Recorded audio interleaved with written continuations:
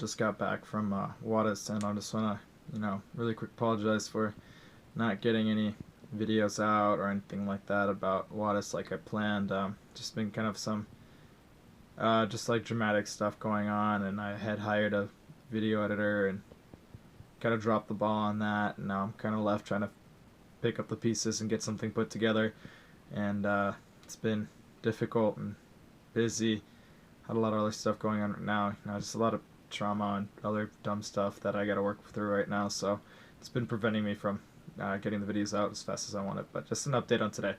Something really funny actually happened today. So this is our third outreach event, and we did a lot less this year because our friend, my best friend's brother, was getting married. But they had to postpone that.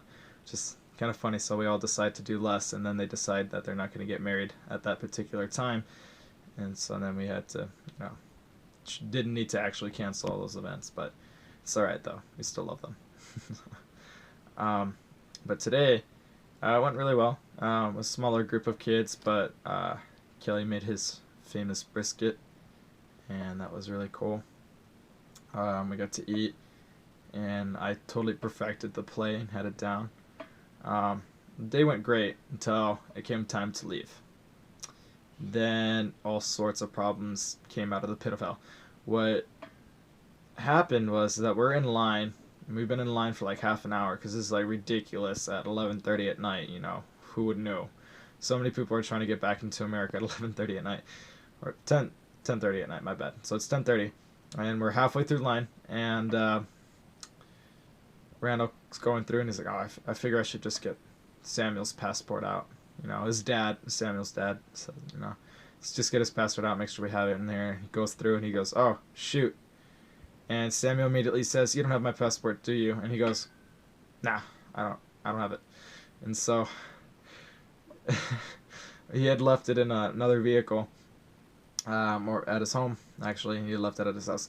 And so we're all frantically thinking, what are we going to do? How are we going to get him across the border? We're all swapping stories about how we tried to cross without a passport or ID and how they kept us in secondary and all that fun stuff. I have been put and sent to secondary 3 times in the years that I've been going there, and it's all 3 times it wasn't a fun experience. And when I interview Randall, you get to hear about his wonderful, exciting experiences in secondary, and we can talk about our friend Mark Ingersoll, who had an even more exciting experience in secondary. We can share that story, but we'll share all that for another video.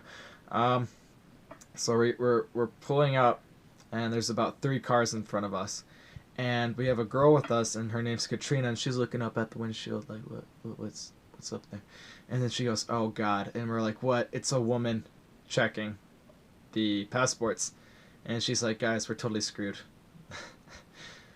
And so we're all sitting there, we're like frantically praying, and this lady, she is stopping everybody, and she's checking their cars, and this is not an easygoing person, and she's making everybody sit there for 5-10 minutes, and it's taking forever, and everyone's passing us in the other lanes, and right before we get there, the car right in front of us goes up, and she switches out with another person, and we're like, "Oh, thank you God."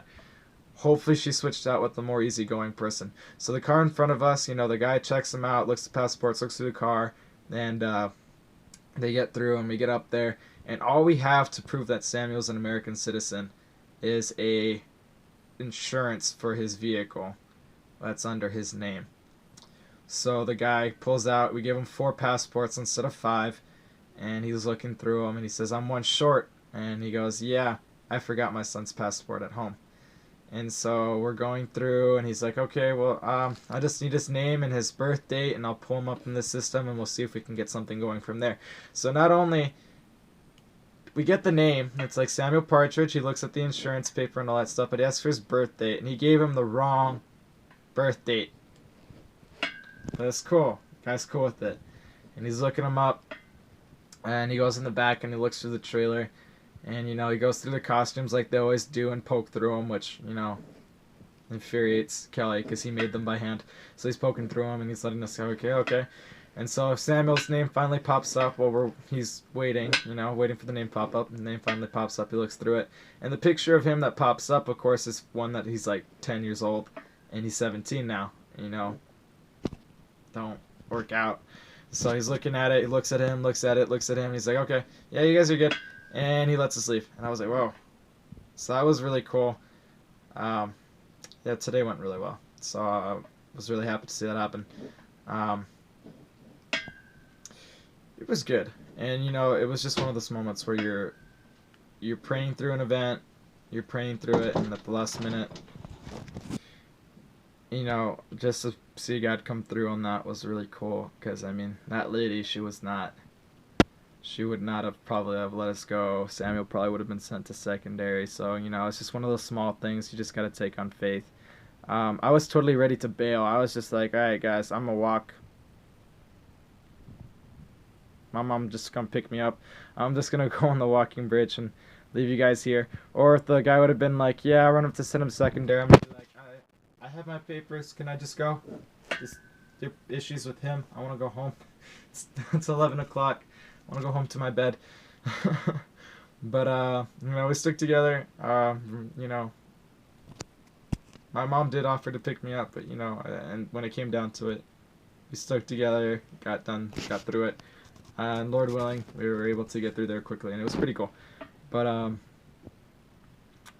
yeah, it was pretty cool. So hopefully I'll be able to get something out. I don't know. I'll just get some interviews out.